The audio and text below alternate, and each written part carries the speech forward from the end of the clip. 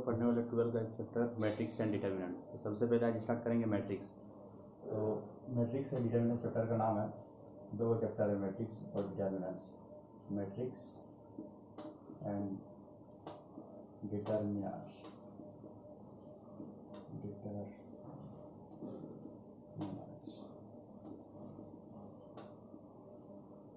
बहुत ही easy chapter है।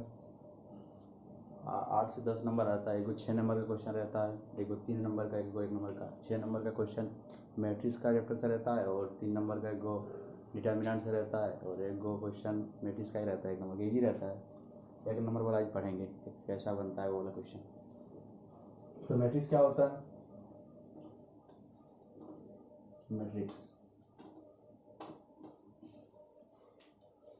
Matrix एक अरेंजमेंट है। किसका अरेंजमेंट है? रेक्टेंगुलर का अरेंजमेंट है। किसका? रो एंड कॉलम का अरेंजमेंट है। तो क्या है मैट्रिक्स? इज द रेक्टेंगुलर का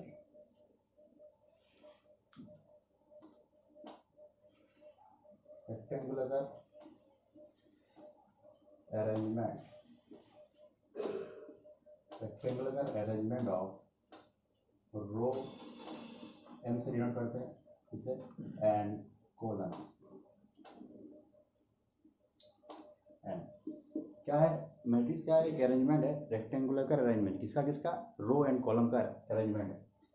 तो मान लीजिए एक मैट्रिक्स है, एक मैट्रिक्स है कैपिटल है। तो इसका एलिमेंट है 1 2 3 2 3 1 -2 3 2। क्या है? एलिमेंट है। तो इसको हम लोग रो बोलते हैं। रो बोला एम, ये वाला कॉलम होता है, इसे हम लोग एन से डिनोट करेंगे। तो मैट्रिक्स ऐसा रहता है, अरेंजमेंट है। किसका अरेंजमेंट है? रेक्टेंगुलर का अरेंजमेंट है, रो एंड कॉलम को, उसे हम लोग मैट्रिक्स बोलते हैं। तो उसके बाद पढ़ते हैं order of matrix. Order of matrix किया जाता है। तो order of matrix, order of matrix, matrix के ऑर्डर के बारे में पढ़ेंगे। ऑर्डर क्या है मैट्रिक्स का? मान लीजिए एक मैट्रिक्स है। क्या है मैट्रिक्स? मैट्रिक्स का क्या होता है? रेक्टेंगुलर का अरेंजमेंट होता है। सबसे पहले अरेंजमेंट बना लिया, उसके बाद एलिमेंट है। मान लीजिए 1 है, 3 है, 2 है, 2 है, 3 है, 1 है, 2 है, 0 है, -3 2 1 0, ये सब एलिमेंट है। तो ऑर्डर क्या होता है मैट्रिक्स का? ऑर्डर होता है रो इनटू कॉलम। तो इसमें रो कितना है टोटल? रो 1 2 3, और ये वाला कॉलम होता है 1 2 3 4। तो टोटल नंबर ऑफ रो कितना है? यहाँ 3 है, और यहाँ टोटल नंबर ऑफ कॉलम 4 है। तो लिखा हुआ है 3 × 4, लेकिन इसको हम लोग क्या बोलते हैं? 3/4 मैट्रिक्स। इसी तरह हम लोग ऑर्डर निकालते हैं किसी भी मैट्रिक्स से। कैसे ऑर्डर निकालते हैं? सबसे पहले रो को देखते हैं, उसके बाद कॉलम को देखते हैं, उसके बाद लिख देते हैं 3 × 4, मतलब 3/4 का मैट्रिक्स है ये। ऑर्डर ऐसे फाइंड किया जाता है, रो एंड कॉलम को देखकर फाइंड किया जाता है ऑर्डर। तो ऑर्डर हो गया।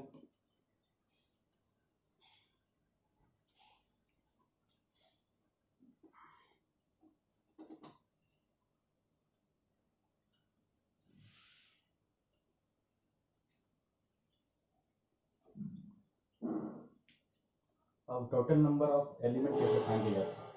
Total number of elements of a matrix.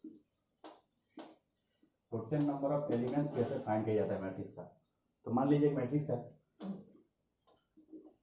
एक वो मैट्रिक्स है 1 2 0 2। देखिए रो कितना हुआ? 1, रो कितना हुआ? 2, कॉलम 1 कॉलम 2। तो सबसे पहले ऑर्डर लीजिए। तो ऑर्डर क्या होगा? रो 2 है बाई 2 कॉलम, 2/2 का मैट्रिक्स है। तो क्वेश्चन आ गया कि टोटल नंबर ऑफ एलिमेंट कितना है इस मैट्रिक्स में। तो टोटल नंबर ऑफ एलिमेंट कैसे फाइंड किया जाता है? रो इनटू कॉलम कर देते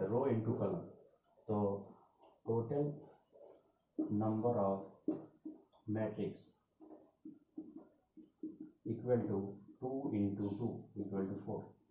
ये हो गया total number of element. Total number of element 1 2 3 4 4 element है। तो ऐसा होता है टोटल नंबर ऑफ एलिमेंट ऐसे फाइंड किया जाता है। सबसे पहले रो को देखते हैं, उसके बाद कॉलम को देखते हैं, उसके बाद इनटू कर देते हैं उसको। टोटल नंबर ऑफ एलिमेंट निकल गया। और अभी हम लोग मैट्रिक्स नोटेशन के बारे में पढ़ें। मैट्रिक्स नोटेशन तो matrix total number of elements होगा। टोटल नंबर ऑफ एलिमेंट्स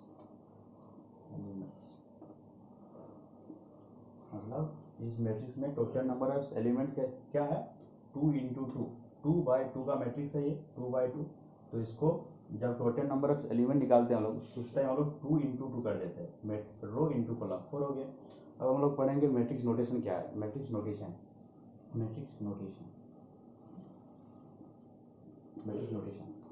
तो मैट्रिक्स नोटेशन क्या है? एक नोटेशन है मैट्रिक्स को लिखने के लिए। एक नोटेशन है। कैसा नोटेशन है? तो एक को मैट्रिक्स है, इसका नोटेशन कैसा होता है? मान लीजिए एक को मैट्रिक्स है, ये फर्स्ट वाला जो एलिमेंट है उसको हम लोग A11 बोलते हैं। A11 मतलब first row first column, first row first column. उसके बाद आता है A12 मतलब फर्स्ट रो सेकंड कॉलम। उसके बाद आता है फर्स्ट रो थर्ड कॉलम। तो हम लोग 3/3 का मैट्रिक्स लेते हैं। 3/3 का मैट्रिक्स है ये, मतलब तीन को रो रहेगा, उसके बाद 3 कॉलम रहेगा। तो ये 1 हो गया। उसके बाद A21 मतलब 2 का रो 1 कॉलम। 2 2 2 3 3 1 3 2 3 3 हो गया। ये क्या है? नोटेशन है। तो मान लीजिए क्वेश्चन आ गया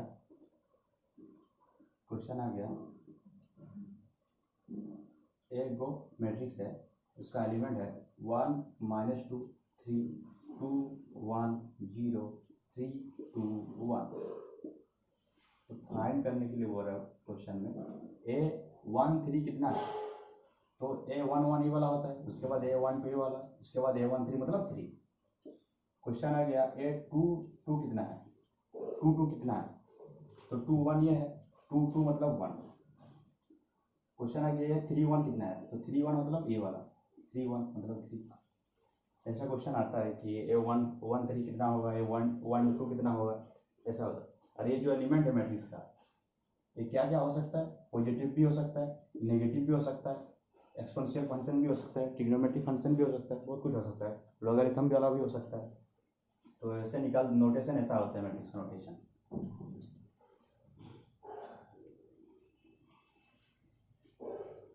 मैट्रिक्स नोटेशन ऐसा बनता है क्वेश्चन। अब हम लोग टाइप पढ़ेंगे मैट्रिक्स का टाइप पढ़ेंगे। Types of matrix, types of matrices. Type क्या क्या है? 5-6 गो है टाइप, मतलब 5-6 गो है। सबसे पहले आता है row matrix. 1 number row matrix.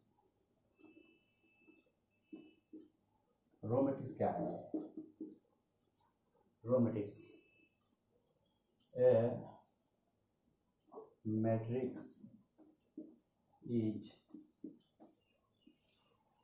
said to be a row matrix. A matrix is said to be a row matrix if it has only one row. मतलब रो मैट्रिक्स उसे हम लोग बोलेंगे जिसका सिर्फ एक रो रहेगा। मतलब एग्जांपल लेकर समझाते हैं। एग्जांपल क्या है? मान लीजिए एक मैट्रिक्स है 1 -2 0। क्या है? ये सब एलिमेंट है। A11 A1 A12 -2 A13 0। तो यहाँ रो कितना है? टोटल नंबर ऑफ रो 1 है और टोटल नंबर ऑफ कॉलम 1 2 3। तो 1 रो सबसे पहले आता है ऑर्डर के लिए, उसके बाद कॉलम कितना है? 3। 1/3 का ये मैट्रिक्स है। तो रो मैट्रिक्स क्या है? सिर्फ वहाँ रो रहेगा। और ऑर्डर हम लोग मैट्रिक्स के नीचे लिखते हैं, यहाँ लिखते हैं ऑर्डर। 1/3 का ये मैट्रिक्स है। तो रो मैट्रिक्स हो गया। दूसरा नंबर पे आता है column matrix. Column matrix, column matrix, column matrix क्या है? कॉलम मैट्रिक्स है a matrix is said to be column matrix if it has only one column। Row matrix में एक रो रहेगा और कॉलम मैट्रिक्स में एक कॉलम रहेगा। तो a matrix is said to be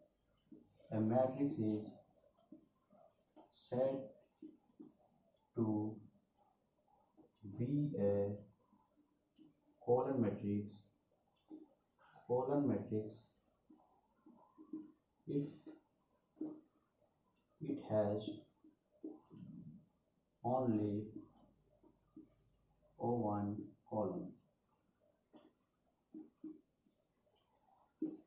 A matrix is said to be a column matrix if it has only one column। मतलब इस मैट्रिक्स में सिर्फ एक गो कॉलम रहेगा। रो मैट्रिक्स में एक गो रो रहेगा और कॉलम मैट्रिक्स में सिर्फ एक गो कॉलम रहेगा। तो एग्जांपल लेते हैं हम लोग। मान लीजिए एक गो मैट्रिक्स है 1 3 0। तो यहाँ टोटल नंबर ऑफ रो कितना है? रो कितना है?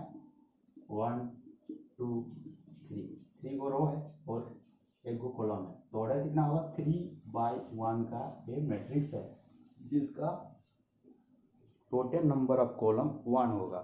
उससे हम लोग कॉलम मैट्रिक्स को बोलेंगे उसको। तो ये कॉलम हो गया 1 और रो हो गया 3। तो 3/1 का एक मैट्रिक्स है। तो कॉलम मैट्रिक्स हो गया।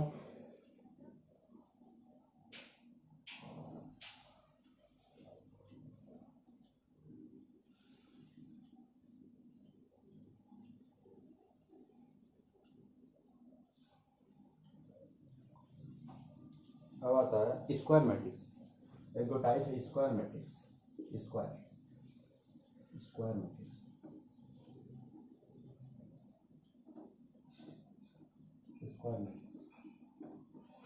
स्क्वायर मैट्रिक्स क्या है? तो स्क्वायर मैट्रिक्स में रो एंड कॉलम इक्वल रहेगा। Number of row equal to number of column होगा तो उसे हम लोग स्क्वायर मैट्रिक्स बोलेंगे। तो a matrix is said to be a square matrix if both row and column are equal। मतलब मान लीजिए एक गो मैट्रिक्स है 1 3 2 0 -1 3 2 1 0। यहाँ पर नंबर ऑफ रो कितना है? नंबर ऑफ रो है 1 2 3। नंबर ऑफ रो है 3। Number of column 1 2 3। तो ऑर्डर क्या हुआ? Row by column. तो रो मतलब m इक्वल टू n होगा। टोटल नंबर ऑफ रो मतलब m, total number of column equal to n। तो m इक्वल टू जब n हो जाएगा तो उसे हम लोग स्क्वायर मैट्रिक्स बोलेंगे। बी को मैट्रिक्स है, इसका एलिमेंट है 1 0 2 0। तो इसका नंबर ऑफ रो कितना है? 1 है 2 है। टोटल नंबर ऑफ कॉलम कितना है? 1 2। तो ऑर्डर कैसे निकालते हैं? रो इनटू कॉलम। तो 2/2 का ये मैट्रिक्स है जिसका m इक्वल टू n है। मतलब ये स्क्वायर मैट्रिक्स है। तो स्क्वायर मैट्रिक्स ऐसा होता है जिसका रो एंड कॉलम इक्वल रहता है उसे हम लोग स्क्वायर मैट्रिक्स के नाम से जानते हैं।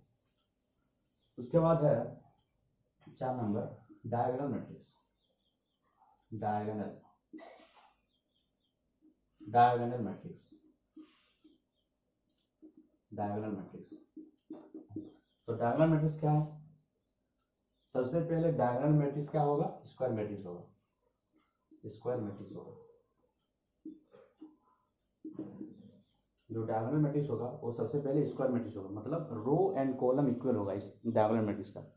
तो मान लीजिए एक मैट्रिक्स है 1 0 0 0 2 0 0 0 3। ये मैट्रिक्स है, इसका रो एंड कॉलम इक्वल है, मतलब ये क्या हुआ, सबसे पहले स्क्वायर मैट्रिक्स हुआ। तो डायगोनल मैट्रिक्स क्या होगा, सबसे पहले स्क्वायर मैट्रिक्स होगा, तो स्क्वायर मैट्रिक्स हो गया। उसके बाद ये वाला जो ये वाला है डायगोनल, उसे हम लोग प्रिंसिपल डायगोनल एलिमेंट बोलते हैं। मैट्रिक्स का ये क्या होता है, principal diagonal element, principal diagonal, principal diagonal elements ये सब है। तो डायगोनल मैट्रिक्स क्या होगा, डायगोनल मैट्रिक्स में जो प्रिंसिपल डायगोनल एलिमेंट है ये जीरो नहीं होगा, जीरो नहीं होगा। और जो ये सब एलिमेंट है इसको छोड़ के जितना भी एलिमेंट रहेगा सब जीरो हो जाएगा। मतलब जो प्रिंसिपल डायगोनल एलिमेंट है वो जीरो नहीं होगा और जितना भी एलिमेंट रहेगा सब जीरो हो जाएगा, उसे हम लोग डायगोनल मैट्रिक्स बोलेंगे। डायगोनल मैट्रिक्स के लिए सबसे पहले क्या होना चाहिए, स्क्वायर मैट्रिक्स होना चाहिए, मतलब रो एंड कॉलम इक्वल होना चाहिए। तो डायगोनल मैट्रिक्स हो गया।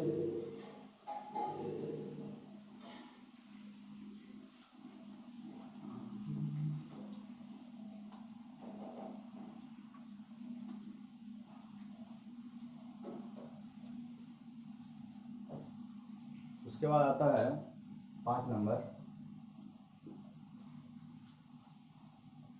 Scalar matrix.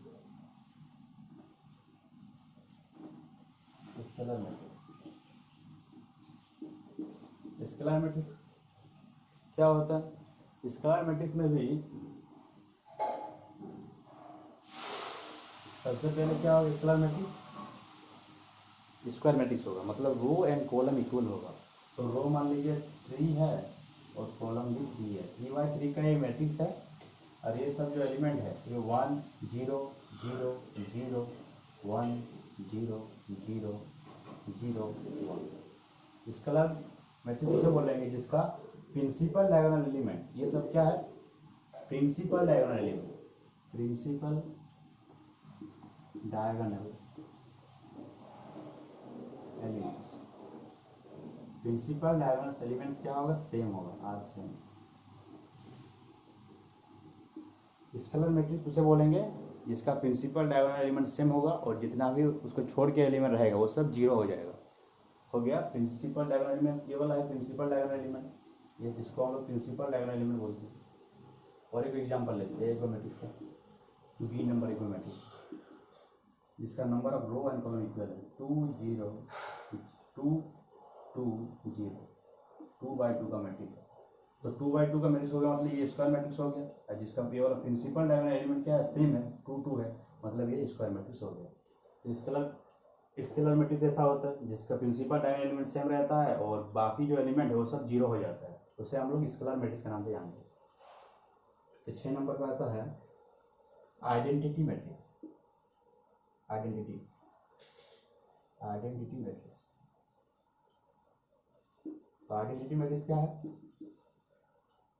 Identity matrix same ऐसा ही है, सिर्फ मान लीजिए एक मैट्रिक्स है जिसका एलिमेंट है 1 0 0 1, मतलब आइडेंटिटी मैट्रिक्स सबसे पहले क्या होगा, स्क्वायर मैट्रिक्स होगा। स्क्वायर मैट्रिक्स मतलब रो एंड कॉलम इक्वल होगा।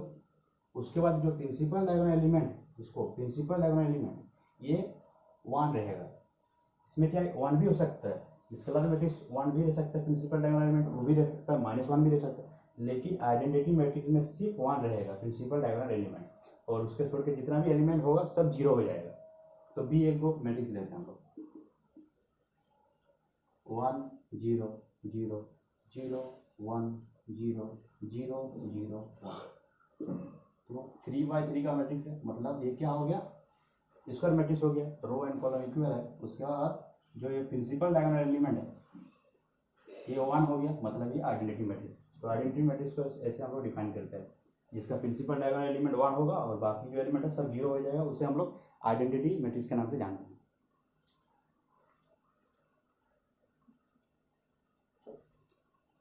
और एक मैट्रिक्स है नल मैट्रिक्स, उसे हम लोग जीरो मैट्रिक्स के नाम से भी जानते हैं, zero null matrix, null matrix, null matrix और जीरो मैट्रिक्स।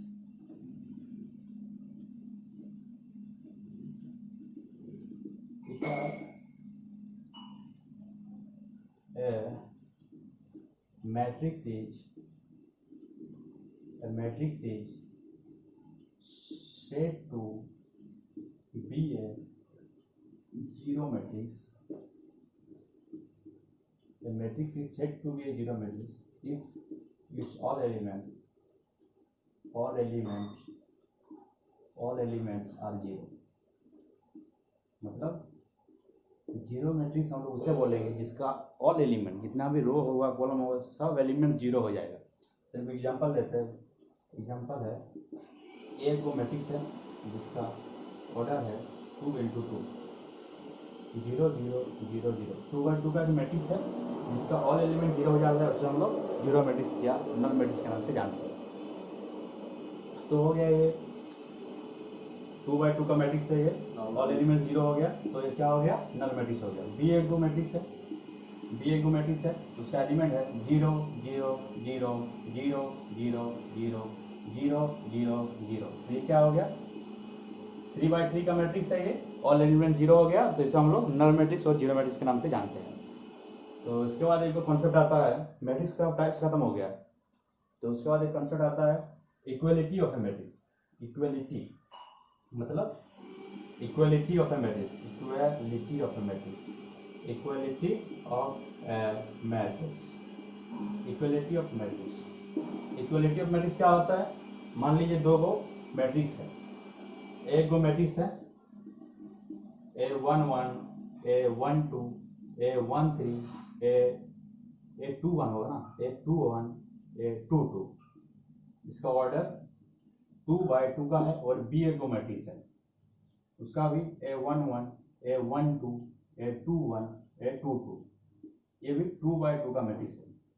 इक्वलिटी मतलब क्या होता है, इक्वलिटी मतलब इक्वल, दो मैट्रिक्स इक्वल कब होगा, इसका मतलब दो मैट्रिक्स जब कब इक्वल होगा, जब उसका रो एंड कॉलम मतलब ऑर्डर सेम रहेगा। यहाँ पर भी नंबर ऑफ रो क्या है, 2 है, यहाँ पर भी नंबर ऑफ रो कितना है, 2 है, नंबर ऑफ कॉलम 2 है, नंबर ऑफ कॉलम भी 2 है, तो मतलब ये इक्वल है। इक्वलिटी के लिए ये जो है A11 और इसका A11 दोनों इक्वल हो जाएगा, A12 इक्वल हो जाएगा। एग्जाम्पल लेते हैं हम लोग, एक गो मैट्रिक्स है जिसका एलिमेंट है 1x2y, बी एक गो मैट्रिक्स है जिसका एलिमेंट है 1 2 3 2। बोल दिया क्वेश्चन में A = B, मतलब दोनों इक्वल है, दोनों मैट्रिक्स इक्वल है। तो इक्वल के लिए सबसे पहले क्या देना पड़ेगा हमको, रो एंड कॉलम। इसका रो एंड कॉलम कितना है, 2/2 का मैट्रिक्स है, ये वाला कितना है 2/2 का मैट्रिक्स है दोनों। तो अब इक्वलिटी कैसे निकालते हैं, ए और बी इक्वल है, मतलब A11 इसके इक्वल है, A21 है, ये 21 A21 के इक्वल होगा। तो ये क्या है, x A12 है, ये कितना है 3 है, मतलब x = 3 और y = A21 A22 मतलब y = 2। ऐसे हम लोग इक्वलिटी निकालते हैं। क्वेश्चन में है कि x y z का वैल्यू निकालो, दो मैट्रिक्स इक्वल दे देगा, ऐसा रहता है कुछ। तो इक्वलिटी ऑफ ए मैट्रिक्स ऐसा बनता है।